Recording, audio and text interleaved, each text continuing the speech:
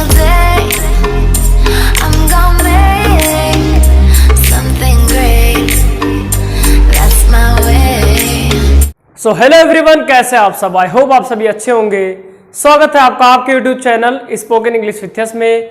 और आज की इस वीडियो का टॉपिक है some idiomatic sentences of common use. मतलब कुछ ऐसे सेंटेंसेस जो इडियोमेटिक है। इसका मतलब क्या हुआ? इसका मतलब इस तरह से, जैसे ये कुछ ऐसे सेंटेंसेस होंगे जिनके अगर वर्ड टू वर्ड आप मीनिंग ढूंढने जाएंगे तो आपको कुछ अलग मीनिंग निकलेगा पूरे टोटल सेंटेंस का। तो आपको यहाँ पे समझ में आएगा कि कैसे इसका मीनिंग ये कैसे हो रहा है इस सेंटेंस का।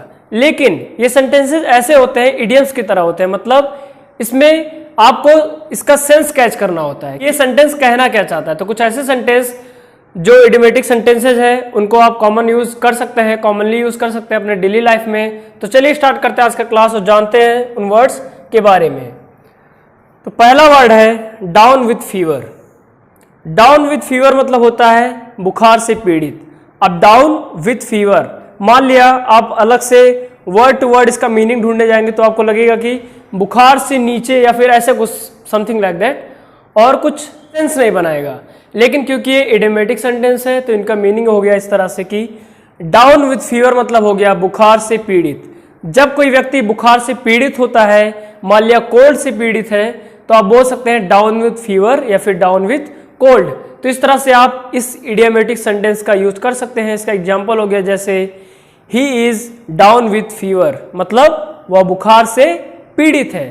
तो ऐसे आप इस इडियोमेटिक सेंटेंस का यूज कर सकते हैं और काफ़ी अच्छे अच्छे सेंटेंसेस क्रिएट कर सकते हैं। तो नेक्स्ट टाइम जब आपको किसी को बोलना होगा कि वह बुखार से पीड़ित है, उसे बुखार है और इससे जूझ रहा है वो, तो आप he is suffering from ill के जगह आप बोल सकते हैं he is down with fever. क्या बोल सकते हैं आप? He is down with fever. तो next time suffering with fever और इल के जगह आप बोल सकते हैं डाउन विथ फीवर। काफ़ी अच्छा सेंटेंस है, यूनिक सेंटेंस है। अब इस तरह से आप यूज कर सकते हैं। बढ़ते हैं नेक्स्ट सेंटेंस की तरफ। And next sentence is keep nose out of. इसका मतलब होता है दूसरों की बातों में सम्मिलित होने से बचना। Keep nose out of. तो मान लिया कहीं पे कोई बात हो रहा है, इधर उधर की बातें हो रही है, तो कहा जाता है कि आप दूसरे की बातों पर ध्यान मत दीजिए। वो क्या हो रहा है, कहाँ क्या चल रहा है, गॉसिप में मत फंसिए, आप उसमें समय मत दीजिए, आप अपने काम पर ध्यान दीजिए। तो जब इसमें में किसी को बोलना होता है तो आप बोल सकते हैं keep your nose out of. समझते एग्जाम्पल से, जैसे you should keep your nose out of others affairs. मतलब आपको दूसरों की बातों में सम्मिलित होने से बचना चाहिए। आपको दूरी बनाना चाहिए उस चीज़ों से जहाँ पे दूसरों की बातें होती हैं, और दूसरों की बातों में आपको सम्मिलित होने से बचना चाहिए। तो इस तरह से आप नेक्स्ट किसी को सुझाव दे सकते हैं जब आपको बोलना है कि अपने काम से ध्यान रखिए, दूसरों के बातों में सम्मिलित मत होइए, दूसरों के बातों पर ध्यान मत दीजिए। तो आप बोल सकते हैं, किसी को भी सुझाव दे सकते हैं, या फिर अपने फ्रेंड को या फिर अपने छोटे भाइयों को भी, कि you should keep your nose out of others affairs. मतलब आपको दूसरों की बातों में सम्मिलित होने से बचना चाहिए। तो काफ़ी अच्छा सेंटेंस है, काफ़ी यूनिक सेंटेंस है और इसका आप यूज कर सकते हैं। बढ़ते हैं नेक्स्ट सेंटेंस की तरफ। And the next sentence is get on nerves. मतलब बहुत ज़्यादा परेशान करना। गेट ऑन नर्व्स, जब कोई व्यक्ति किसी को बहुत ज़्यादा परेशान कर रहा होता है, मान लिया कोई चीज़ आपको बहुत ज़्यादा ही परेशान कर रहा है बार बार, और काफ़ी आप फ्रस्ट्रेट हो रहे हैं, और आप इस तरह से बोलना चाहते हैं कि ये चीज़ मेरे सर पे चढ़ने की कोशिश कर रहा है, इस तरह से, ठीक है। तो बहुत ज़्यादा परेशान करना, इस तरह से जब आपको बोलना होगा तो आप बोल सकते हैं गेट ऑन नर्व्स। समझते एग्जाम्पल से, जैसे don't get on my nerves, मतलब मेरे सर पे मत चढ़ो या फिर मुझे बहुत ज़्यादा परेशान मत करो। तो नेक्स्ट टाइम जब आपको कोई परेशान कर रहा होगा, कोई चीज़ आपको परेशान कर रही होगी, तो आप बोल सकते हैं it is getting on my nerves, मतलब या मुझे बहुत ज़्यादा परेशान कर रहा है। तो आप एग्जाम्पल में इस तरह से बोल भी सकते हैं कि don't get on my nerves, मतलब मुझे बहुत ज़्यादा परेशान मत करो। तो इस तरह से बोल सकते हैं। काफ़ी यूनिक सेंटेंसेस है, सब निकल के आ रहे हैं इसमें। और ये थर्ड था। बढ़ते हैं नेक्स्ट फोर्थ सेंटेंस की तरफ। And the fourth one is selling like hot cakes. Selling like hot cakes मतलब बहुत तेजी से अधिक मात्रा में बिकना, वो भी कम समय में। तो जब कोई चीज़ मान लिया प्रोडक्ट लॉन्च हुआ और बहुत तेजी से, काफ़ी अधिक मात्रा में, काफ़ी कम समय के अंदर जल्दी से बिक गया, तो आप बोल सकते हैं it is selling like hot cakes, मतलब यह बहुत तेजी से अधिक मात्रा में बिक रहा है। एग्जाम्पल से समझते हैं, जैसे the books are selling like hot cakes, मतलब जो किताबें हैं, मान लिया किसी ने पब्लिश किया कोई बुक तो बहुत तेजी से बिक रहा है, तो मतलब the books are selling like hot cakes, किताबें बहुत तेजी से अधिक मात्रा में बहुत कम समय में बिक रही हैं। तो इस तरह से यूज कर सकते हैं आप सेलिंग लाइक हॉट केक्स को, और काफी यूनिक सेंटेंस ये भी है। बढ़ते हैं नेक्स्ट सेंटेंस की तरफ, and the next sentence is customary. ये कस्टम वर्ड से है। कस्टम मतलब होता है पहले से सेट किया गया। मान लिया कोई चीज पहले से सेट है, प्राथमिकता जिस सेटिंग को दी गई है जिस चीज को कि ये चीज ऐसे ही होना चाहिए, तो उसका मतलब होता है कस्टम। और कस्टमरी मतलब हो गया प्रथागत। जब कोई चीज प्रथा के रूप में चली आई हो काफी लंबे समय से, तो आप बोल सकते हैं this thing is customary in this place. कैसे? एग्जाम्पल से समझते हैं, जैसे in India it is customary to say namaste, मतलब इंडिया में नमस्ते कहना प्रथागत है, चलता हुआ आया है। बच्चा हो या बड़ा, कोई भी आप किसी से मिलते हैं तो सबसे पहले नमस्ते बोलते हैं इंडिया में, तो ये कस्टमरी है, मतलब प्रथागत है, चलता हुआ आया है। तो ये प्रथागत है, कस्टमरी है और चलते हुए आया है। तो काफी यूनिक सेंटेंस ये भी है। जब भी कोई चीज कहीं पर प्रथागत चलती हुई आई हो तो आप नेक्स्ट टाइम कस्टमरी वर्ड का यूज कर सकते हैं। जैसे in this area this thing is customary, in India it is customary to say namaste. तो ऐसे काफी यूनिक सेंटेंसेस आप क्रिएट कर सकते हैं कस्टमरी का यूज करके। ठीक है, प्रथागत मतलब कोई चीज जब चलती हुई आई हो लंबे समय से, तो आप बोल सकते हैं। बढ़ते हैं नेक्स्ट सेंटेंस की तरफ, and next is after someone. After someone मतलब होता है किसी के पीछे पड़ना। मान लिया कोई व्यक्ति किसी के पीछे पड़ा हुआ है और फॉलो कर रहा है काफी दिनों से इस तरह से, तो लोग बोल सकते हैं कि why are you after me. Example में आप बोल सकते हैं इस तरह से, एग्जाम्पल से समझते हैं कि why are you after me, मतलब आप मेरे पीछे क्यों पड़े हो, आप मेरे पीछे क्यों पड़े हो। तो नेक्स्ट टाइम इस तरह से आप यूज कर सकते हैं कि why are you after me. तो आफ्टर समवन मतलब किसी के पीछे जब कोई पड़ा होता है, फॉलो कर रहा होता है काफी समय से, तो आप बोल सकते हैं कि why are you after me, मतलब आप मेरे पीछे क्यों पड़े हैं। तो काफी अच्छा सेंटेंस है, यूनिक है, आप इसको भी यूज कर सकते हैं। बढ़ते हैं नेक्स्ट इज स्पेंड थ्रिफ्ट, मतलब फिजूल खर्च करने वाला। मान लिया कोई व्यक्ति है जो फिजूल खर्च करता है, कोई वो गया शॉपिंग मॉल में, 5000 का कोई चीज़ है उसने खरीद लिया, 2000 का है खरीद लिया, जिसका कोई वाकई में उनको यूज़ नहीं है। फिजूल खर्च अगर करता है वो पर्सन, तो आप बोल सकते हैं कि वह एक स्पेंड थ्रिफ्ट है। जैसे एग्जाम्पल से समझते हैं, जैसे his friend is a spendthrift, मतलब उसका दोस्त एक स्पेंड थ्रिफ्ट है, मतलब फिजूल खर्च करने वाला व्यक्ति है। तो स्पेंड थ्रिफ्ट काफ़ी यूनिक वर्ड है, और फिजूल खर्च करने वाले व्यक्ति को आप स्पेंड थ्रिफ्ट बोल सकते हैं, और इस तरह से आप यूज़ कर सकते हैं और यूनिक सेंटेंसेस क्रिएट कर सकते हैं। तो आपके भी डेली लाइफ में मान लिया कोई आपके दोस्त होंगे जो फिजूल खर्च करने वाले होते हैं, तो आप उन्हें बोल सकते हैं कि don't be a spendthrift, मतलब फिजूल खर्च करने वाले व्यक्ति मत बनिए। तो काफ़ी अच्छा सेंटेंस है और इसका आप यूज़ कर सकते हैं, काफ़ी न्यू सेंटेंसेस क्रिएट कर सकते हैं। बढ़ते हैं next, and next is good for nothing. Good for nothing मतलब होता है किसी काम का नहीं। तो जब किसी को बोलना होता है किसी व्यक्ति को कि यार तुम किसी काम के नहीं हो, या फिर आप किसी काम के नहीं हो, या फिर आपको ऐसा करना चाहिए था, आप किसी काम के नहीं हो, तो आप बोल सकते हैं you are good for nothing. Example से जैसे he is good for nothing, मतलब वह किसी काम के लायक नहीं है। तो जब आपको बोलना होता है किसी व्यक्ति को कि आप किसी काम के नहीं हो या फिर वह किसी काम का नहीं है, तो आप बोल सकते हैं he is good for nothing. Next time आप क्या बोल सकते हैं, he is good for nothing, मतलब वह किसी काम का नहीं है। तो ये भी यूनिक वे में आप यूज कर सकते हैं। बढ़ते हैं नेक्स्ट सेंटेंस की तरफ, and next sentence is quacks in the town. Quacks in the town मतलब होता है समाज में मौजूद ढोंगी व्यक्ति। जैसे कुछ लोग होते हैं समाज में, गांव में काफ़ी होते हैं ऐसे व्यक्ति जो खुद ही मतलब खुद को डॉक्टर बना लेते हैं और कहते हैं कि मुझे सब पता है, और आपको कोई भी दवा मान लिया चाहिए या फिर कोई भी आपको समस्या हो तो अपने तरफ से वो कुछ पाउडर या फिर कुछ देंगे, आपको कहेंगे आप जाके खाइए और ठीक हो जाएंगे। ठीक है। तो ऐसे जो व्यक्ति होते हैं उसके बाद आपसे कहेंगे आप इतना पैसा दीजिए, ये चीज़ दीजिए, ये चीज़ दीजिए और आप बिल्कुल ठीक हो जाएंगे। तो जो ढोंगी व्यक्ति होते हैं उन्हें कहते हैं क्वैक्स। क्या कहते हैं? Quacks. Quacks in the town मतलब समाज में मौजूद ढोंगी व्यक्ति। क्वैक्स इन द टाउन मतलब हो गया समाज में मौजूद ढोंगी व्यक्ति। ऐसे व्यक्ति जो दिखावा करते हैं कुछ और बनने का, लेकिन उनको कुछ नहीं आता या फिर नहीं पता होता है। तो ऐसे जो व्यक्ति होते हैं उन्हें बोलते हैं क्वैक्स इन द टाउन मतलब समाज में मौजूद ढोंगी व्यक्ति। एग्जाम्पल से समझते हैं, जैसे beware of quacks in the town मतलब समाज में मौजूद ढोंगी व्यक्तियों से सावधान रहें। तो क्वैक्स इन द टाउन काफ़ी यूनिक वर्ड ये भी है, quacks in the town, and इससे काफ़ी आप यूनिक सेंटेंसेस क्रिएट कर सकते हैं।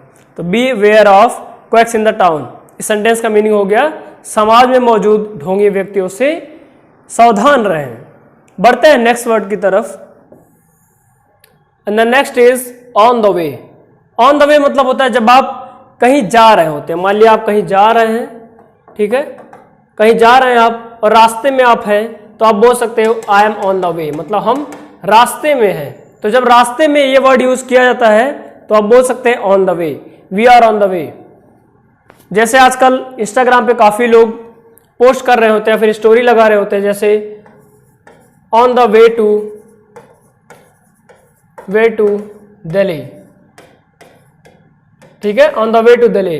तो ऐसे मान लिया बोल रहे हैं, इसका मतलब हो गया कि हम दिल्ली की तरफ जा रहे हैं, रास्ते में हैं। तो इस तरह से आप बोल सकते हैं ऑन द वे का। एग्जाम्पल से जैसे we saw a tiger on the way to Uttarakhand मतलब उत्तराखंड जाते हुए रास्ते में हमने एक टाइगर देखा, एक बाघ देखा। तो इस तरह से आप यूज कर सकते हैं ऑन द वे का। We are on the way मतलब हम रास्ते में हैं, I am on the way मतलब मैं रास्ते में हूँ। तो इस तरह से ऑन द वे वर्ड को आप यूनिक वे में यूज कर सकते हैं और क्रिएट कर सकते हैं यूनिक सेंटेंसेस। बढ़ते हैं next, and the next is had feel of something. Had feel of something मतलब होता है जब किसी चीज से आपका मन पूरा भर जाता है। मतलब मान लिया आपको कुछ खाने को पसंद होता है, मान लिया कुछ खाने को आपको पसंद है बहुत ज़्यादा, लेकिन आप इतना खाए और आपका मन भर गया कि अब नहीं खा रहा है, मेरा मन भर गया, आपको अब अच्छा नहीं लगता वो देख के। तो आप बोल सकते हैं कि I had my feel of this thing. जैसे एग्जाम्पल हो गया I had my feel of burgers मतलब बर्गर्स से मेरा मन भर गया है। इस तरह से मतलब मैं अब हो गया बहुत ज़्यादा इनफ मतलब मुझे अब अच्छा नहीं लगता। बहुत ज़्यादा जब किसी चीज़ से सेटिस्फाई हो जाना मतलब बहुत ज़्यादा हो जाता है, अधिक मात्रा में आप यूज़ कर लेते हैं, कंज्यूम करते हैं, उसके बाद जब मन भर जाता है तो आप बोल सकते हैं I had my feel of this thing मतलब मेरा इस चीज़ से मन भर गया है। तो आप नेक्स्ट टाइम जब आपको बोलना होगा कि ये चीज़ खाकर मेरा मन भर गया है, या फिर इस चीज़ से मेरा मन भर गया है, या मूवी देखकर मेरा मन भर गया है, इतनी बार ये मूवी देख चुके हैं कि मेरा मन भर गया है, या फिर इतनी बार मूवीज देख लिए मेरा मन भर गया है, या फिर इतना मोबाइल चला लिए मेरा मन भर गया है। तो इस तरह से आप यूज कर सकते हैं हैड फील ऑफ समथिंग का। जब किसी चीज से मन भर जाता है तो आप बोल सकते हैं I had my feel of this thing. जैसे एग्जाम्पल हो गया I had my feel of burgers मतलब बर्गर खा के मेरा मन भर गया है, ज्यादा कंज्यूम कर लिए कि अब मन नहीं करता खाने का बिल्कुल ही। तो काफी अच्छा और यूनिक सेंटेंस है। तो नेक्स्ट टाइम जब आपको बोलना होगा कि मेरा मोबाइल चलाने से मन भर गया, तो आप बोल सकते हैं I had my feel of using mobile, या फिर I had my feel of using smartphone मतलब स्मार्टफोन चलाने से मेरा मन भर गया है मतलब मैं पक चुका हूँ, बहुत हो गया, अब नहीं चलाने का मन करता मोबाइल। हालांकि ऐसा हो जाए तो बहुत अच्छी बात है, और शायद ही किसी के साथ ऐसा हो कि मोबाइल चलाने के बिना मन कहे, ठीक है। तो काफ़ी यूनिक सेंटेंस है हैड फील ऑफ समथिंग। ऐसे आप यूनिक सेंटेंसेस भी क्रिएट कर सकते हैं इससे। बढ़ते हैं next, and next is foggiest idea. Foggiest idea मतलब थोड़ी सी भी जानकारी किसी विषय या फिर बात की। जैसे आप कभी कभी बोलते हैं कि यार अगर मुझे थोड़ी सी भी जानकारी होती इस बात की तो मैं जरूर आता, मुझे थोड़ा सा भी पता होता तो मैं जरूर ये चीज़ करता। तो जब आपको इस तरह से बोलना होता है बोल सकते हैं if I had foggiest idea about it then I would definitely come. इस तरह से आप यूज कर सकते हैं फॉगेस्ट आइडिया को। एग्जाम्पल इस तरह से जैसे I did not have a foggiest idea about this holiday मतलब मान लिया कभी छुट्टी था कहीं पर और इसके बावजूद भी लोग इंस्टीट्यूट पर आ गए, ठीक है। तो आप बोल सकते हैं सामने वाला व्यक्ति बोल सकता है कि I did not have a foggiest idea about this holiday, मतलब मुझे छुट्टी की एक छोटी सी जानकारी, एक भनक भी नहीं थी, थोड़ा सा भी नहीं पता था, अदरवाइज में नहीं आता, फिर यह काम नहीं करता। तो फॉगेस्ट आइडिया काफी यूनिक सेंटेंस आप बना सकते हैं, इससे भी काफी यूनिक सेंटेंसेस क्रिएट किए जा सकते हैं। एग्जाम्पल हो गया, इस तरह से आप भी अपने तरफ से क्रिएट कर सकते हैं। जैसे मान लिया कभी कोई आपको बोलना होता है कि मुझे थोड़ा सा अगर पता होता तो मैं जरूर यह काम करता, मुझे थोड़ी सी जानकारी होती तो मैं इस दिन जरूर आता। तो ऐसे जब आपको बोलना हो तो आप फॉरगेस्ट आइडिया का यूज कर सकते हैं, काफी यूनिक है। बढ़ते हैं next, and the next is keep up with someone. Keep up with someone, किसी की बराबरी करना, तुलना करते हुए। जैसे इस सेंस में हो गया, जैसे मान लिया कोई किसी का पड़ोसी है और वो हमेशा कंपेयर कर रहा होता है पड़ोसी से अपने, कि अगर इनके पास ये चीज़ है तो मेरे पास भी होना चाहिए, इनके पास ये कलर का शू है तो मेरे पास भी होना चाहिए, इनके पास ये कलर का कार है तो मेरे पास भी होना चाहिए, और ये कार है तो ये होना चाहिए, इतने पैसे है तो इतना होना चाहिए। तो जो कंपेयर कर रहे होते हैं किसी एक स्पेसिफिक पर्सन को बार बार और उनकी तरह से कॉपी करने की कोशिश करते हैं, तो आप बोल सकते हैं he keeps up with someone, मतलब वह किसी की बराबरी करने की कोशिश करता है या फिर बराबरी करता है तुलना करते हुए। जैसे एग्जाम्पल हो गया, he tries to keep up with his neighbours, मतलब वह अपने पड़ोसियों की बराबरी करने की कोशिश करता है। इनके पास यह कार है तो मेरे पास भी होना चाहिए, ये चीज़ है तो ये होना चाहिए। ऐसे करके जब तुलना करते हुए बराबरी करने की कोई कोशिश करता है तो आप बोल सकते हैं he is keeping up with someone, मतलब वह किसी की बराबरी करने की कोशिश कर रहा है तुलना करते हुए। एग्जाम्पल के तौर पे हमने समझा, जैसे he tries to keep up with his neighbours, मतलब वह अपने पड़ोसियों की बराबरी करने की कोशिश करता है। तो कीप अप विथ समवन काफ़ी यूनिक है, इसका भी आप यूज़ कर सकते हैं। तो जब भी आपको कोई मिले जो किसी की कॉपी करने की कोशिश करता है और कोशिश करता है कि जो सामान किसी के पास हो मेरे पास भी हो, या फिर ये चीज़ अगर हो रहा है तो ऐसे होना चाहिए, तो जब मान लिया किसी की कोई बराबरी करने की कोशिश करता है वो भी तुलना करते हुए, तो आप बोल सकते हैं he is keeping up with this person. ऐसे आप बोल सकते हैं, सेंटेंसेस क्रिएट कर सकते हैं अपने तरफ से भी। बढ़ते हैं next and last sentence is cook up a story, मनगढ़ंत कहानी बनाना। जैसे मान लिया अचानक से आपको प्रेजेंटेशन देने की बात किया गया, आप कुछ समझा रहे हैं किसी को, और मान लिया आपने कोई माइंड में अपनी कहानी तुरंत ही बनाया और बता दिया, तो उसको भी आप यहाँ पे कुकिंग अप अ स्टोरी बोल सकते हैं। जरूरी नहीं है मनगढ़ंत कहानी बनाना, इस तरह से भी बोला जा सकता है, और इस तरह से भी कि मान लिया आप तुरंत मन में सोच के कोई कहानी बनाए और बोले, तो उसको भी कहा जा सकता है कि cooking up a story. Example से समझते हैं, जैसे he has cooked up a story and telling to everyone, मतलब उसने अपने मन में कोई मनगढ़ंत कहानी बनाया है और सबको बता रहा है। तो नेक्स्ट टाइम जब आप कोई मनगढ़ंत कहानी बता रहा हो, बना रहा हो, तो आप बोल सकते हैं he is cooking up a story, मतलब वह एक मनगढ़ंत कहानी बना रहा है। या फिर इस तरह से आप बोल सकते हैं कि ही ऑलवेज कुक्स अप अ स्टोरी, मतलब वह हमेशा एक मनगढ़ंत कहानी बनाता है। तो ये सब सेंटेंसेस थे, कुछ वर्ड्स थे और काफ़ी यूनिक थे सब, और इनसे आप यूनिक सेंटेंसेज और एग्जाम्पल्स क्रिएट कर सकते हैं। तो बढ़ते हैं आज के स्टार्टिंग के क्लास से। कैसा रहा आज का क्लास, क्या क्या आपको बताया गया इस सब यूनिक सेंटेंसेज एंड वर्ड्स के बारे में, और जिनका आप अपने डेली लाइफ में भी यूज़ कर सकते हैं और प्रैक्टिस कर सकते हैं। सभी का स्क्रीनशॉट ले लीजिएगा। बढ़ते स्टार्टिंग से, एंड ये आ गए हम लोग स्टार्टिंग से।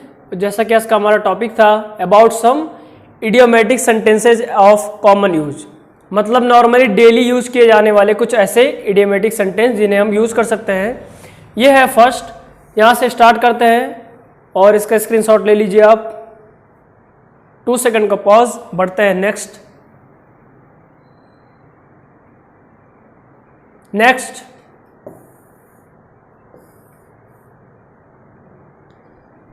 ये सब काफी यूनिक सेंटेंसेज एंड वर्ड्स थे।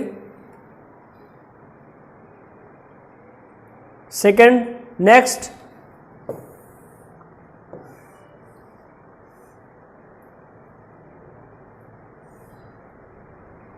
Third,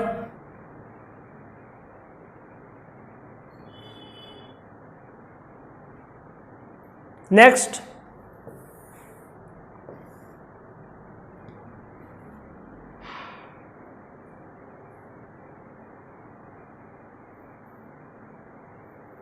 next, fifth,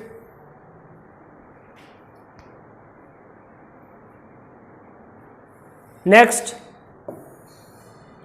after someone,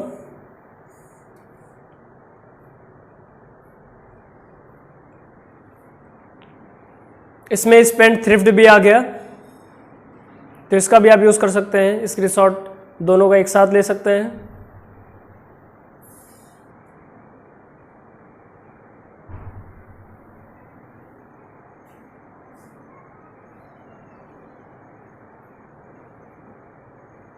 बढ़ते हैं नेक्स्ट,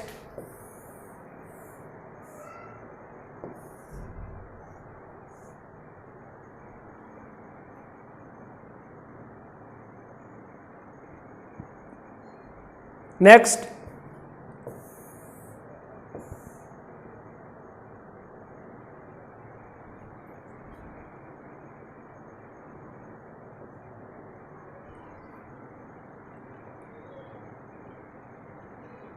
नेक्स्ट,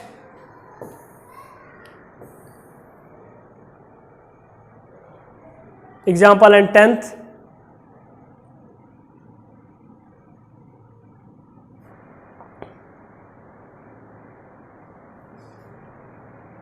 बढ़ते हैं next, 11th,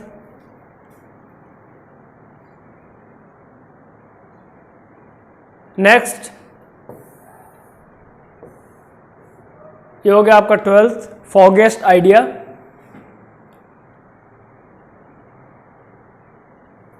next,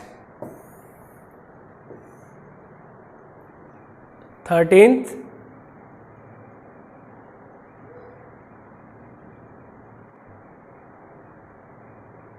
and next,